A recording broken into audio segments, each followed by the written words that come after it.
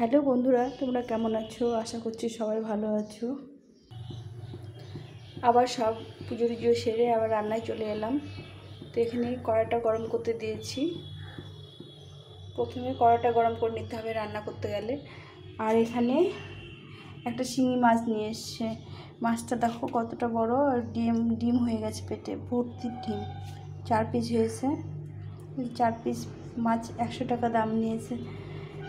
এগুলো মাছ খেতে গেলে অল্প মাছই খেতে হবে, কিন্তু যাই হোক বন্ধুরা, এটা আমি আজকে একটু হালকা পাতলা, খুব গরম পড়েছে যার জন্য শিঙি মাছ নিয়ে এসছে। একদম পাতলা করে একটু ঝোল করব। তো কীভাবে ঝোলটা করছি তোমার সঙ্গে থাকো, রান্নাটা শেষ পর্যন্ত দেখার চেষ্টা করো। যদি ভালো লেগে থাকে তাহলে লাইক কমেন্ট শেয়ার করে সাবস্ক্রাইব করে পাশে থেকো। নতুন বন্ধুরা অবশ্যই সাবস্ক্রাইব করে পাশে থেকো। রান্নাটা শুরু করি। আর অবশ্যই বন্ধুরা সম্পূর্ণ ভিডিওটা দেখার চেষ্টা করো, ভালো লাগবে।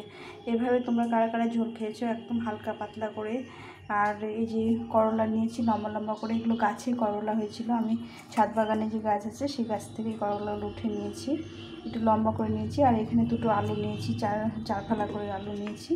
এটা দিয়েই আজকে পাতলা করে ঝোল করব। তো প্রথমে এই কড়াইটা গরম হয়ে গেছে, আমি সাদা তেলে মাছটা ভেজে নেব। এটা ফরচুনের তেল, সয়াবিন অয়েল। তো এই মাছটাতে তেলটা প্রথমে মাছে একটু তেল দিয়ে দেবো। তেল দিলে মাছটা ফাটবে না। এটা ভালো করে লবণ দিয়ে কষলে ধুয়ে নিয়েছি। তো তোমাদের সঙ্গে একটু গল্প করি আর রান্না করি। আজকে শরীরটা খুব একটা ভালো না, একটু শরীরটা খারাপ আছে। তো আমরা বাড়িতে দুটো লোক। তোমরা হয়তো ভাবো যে এরকম অল্প মাছ অল্প সবজি রান্না করে। আমাদের বাড়িতে কেউ নেই, আমি আর আমার হাজব্যান্ড। আমার ছেলেরা বাইরে থেকে পড়াশোনা চাকরি করে। তো এখন এই রান্নাটা করবো। মাছটা একটু ভেজে নেবো। মাছটা মশলা লবণ দেবো, একটু তেল দিলাম, একটু লবণ দেবো আর একটু হলুদ গুঁড়ো দিয়ে মাছটাকে মেখে নেবো। তেল দিলাম এই কারণে, তেল দিলে মাছটা ফাটবে না চট করে। এই মাছগুলো খুব ফাটে, চোখে মুখে পড়ে যায়।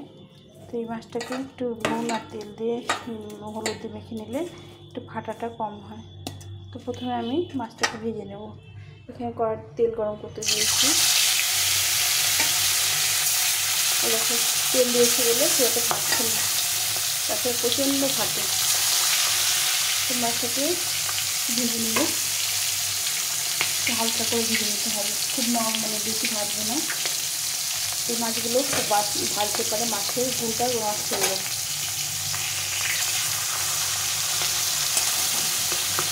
মাছটা দেখো কতটা বড়ো, পিসগুলো কি বড়ো বড়ো হয়ে গেছে। এই মাছ যেরকম করে রান্না করো সেরকম করেই খেতে ভালো লাগে। একদম প্লেন নর্মালভাবে রান্না করলেও, আমি আজকে একদম নর্মালভাবে রান্না করবো, সেটাই তোমাদের সঙ্গে শেয়ার করছি। কী করে কোনো মশলাপাতি কিছু দেবো না, কম মশলায় সুন্দরভাবে রান্না করবো। একদম বাঁকা হয়ে গেল দেখো। ভালোভাবে মাছ ভাজা না হলে ভালো লাগে না খেতে, মানে মাছটা সোজা থাকবে, এটাকে সোজা করতে হবে।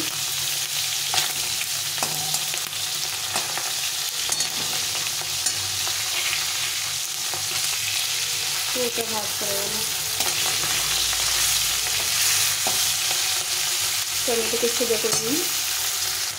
মাছটা ভাজা হয়ে গেছে, উঠিয়ে নেব।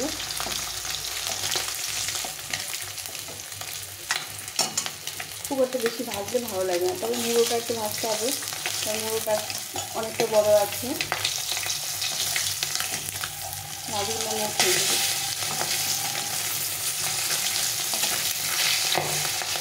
দেখেছি কী করছি মাছগুলো, মুড়োটা উঠিয়ে নিলাম।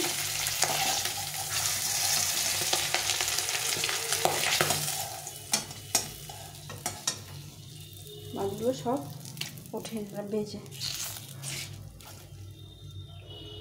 এখন আমি এর মধ্যে এই করলাগুলো একটু ভেজে নেব। করলাগুলো ভেজে নিলে তেতোটা কম লাগবে। ওই করলাটা ভেজে নিলাম, করলাটা ভেজে নিলে তেতোটা কম লাগে আর খেতে খুব ভালো লাগে। তো এইভাবে করলাটা ভেজে নিলাম। তো এই করলা দিয়ে এই মাছগুলো খেতে ভীষণ ভালো লাগে। আমাদের বাড়িতে তো খুব পছন্দ করে করলা দিয়ে মাছের ঝোল। চিংড়ি মাছের ঝোল। এখন এখানে সরষের তেল দিয়ে রান্নাটা করব। এখানে আর কিছুটা সরষের তেল দিয়ে দেবো, দিয়ে প্রথমে 2টো শুকনো লঙ্কা আর এই 1/2 চামচ মতো জিরে আর 2টো তেজপাতা দিয়ে এটাকে নেড়ে করে খুব একটা ভাজবো না। এর মধ্যে এই আলুটা দিয়ে দেবো, আলুটা পিস পিস করে কেটে দেবো, আলুটাকে একটু ভেজে নেব। এই 2টো আলু দিয়েছি, আলুটাকে ভেজে নেব। এই আলুটাকে ভেজে নিচ্ছি, একটু লাল লাল করে আলুটা ভেজে নিয়েছি, একদম লাল করে। এখানে মাঝখানটা ভাড়া করে নিয়েছি। এখানে নিয়েছি আদা জিরে বাটা, এই আদা জিরেটা এর মধ্যে দিয়ে দেবো। আদা জিরে আর 2টো কাঁচা লঙ্কা আছে, এটা বেশি দিয়ে এটাকে এখন ভালো করে কষে নিতে হবে। এই মশলাটা দিয়ে দিয়েছি। এখন এখানে স্বাদ মতো লবণ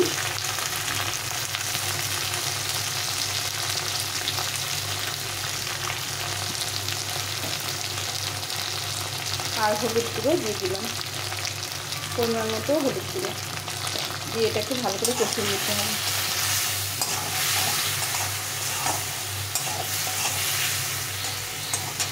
মশলার সাথে আলুটা সুন্দরভাবে কষিয়ে নিতে হবে। এই মশলাটা কিছুটা কষানো হয়ে গেছে। এখন আমি এই করলাটা, ভাজা করলাটা দিয়ে দেবো, দিয়ে আবার এটাকে ভালো করে কষিয়ে নিতে হবে।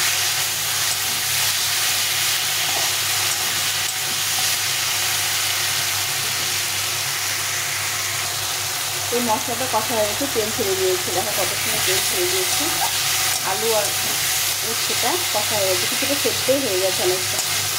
এখন আমি এর মধ্যে ঝোল দিয়ে দেবো। এটা একটু ঝোল হবে, পাতলা ঝোল হবে। তো এখানে জলকে দিয়ে রেখেছি, এখান থেকে ঝোলটা দিয়ে দেবো।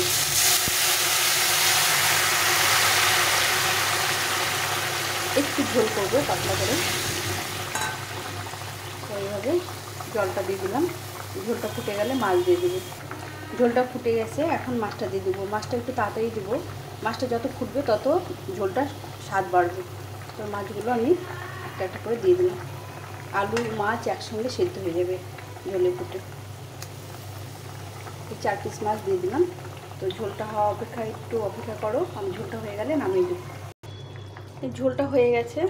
এই যে ঝোলটাকে খুব ভালো করে ফুটিয়ে নিতে হবে। ফুটালে যত ফোটানো যাবে তত এটা স্বাদ হবে। তো এইভাবে ফুটিয়ে নিলাম। এখানে আমার ভাতটাও হয়ে গেছে। এখন ঝোলটাকে নামিয়ে দেবো। গরম গরম ভাত দিয়ে এরকম ঝোল অসাধারণ লাগে খেতে বন্ধুরা। তো আমি ঝোলটা নামিয়ে দিই। তো ঝোলটা নামিয়ে দিলাম।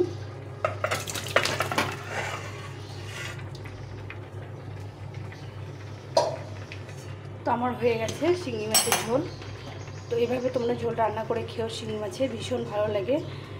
তো আমার যদি রেসিপিটা তোমাদের ভালো লেগে থাকে তাহলে লাইক কমেন্ট শেয়ার করে পাশে থেকো, আর নতুন বন্ধুরা সাবস্ক্রাইব করে দিও। আজকে এইভাবে ঝোলটা রান্না করে নিলাম। তো এখন এই পর্যন্তই। সবাই ভালো থেকো, সুস্থ থেকো। এইবার এভাবে একবার ঝোল করে খেও বন্ধুরা, আদা জিরে বাটা দিয়ে, একটু একটা কাঁচা লঙ্কা বেটে দিলেও হবে। দিয়ে এরকম মানে করলা বা উচ্ছে যেটাই হোক সেটা দিয়ে এরকম করে পাতলা করে ঝোল করে খেও, খুব ভালো লাগে। তো আমি এখানে রাখছি, তোমরা ভালো থেকো, সুস্থ থেকো, টাটা।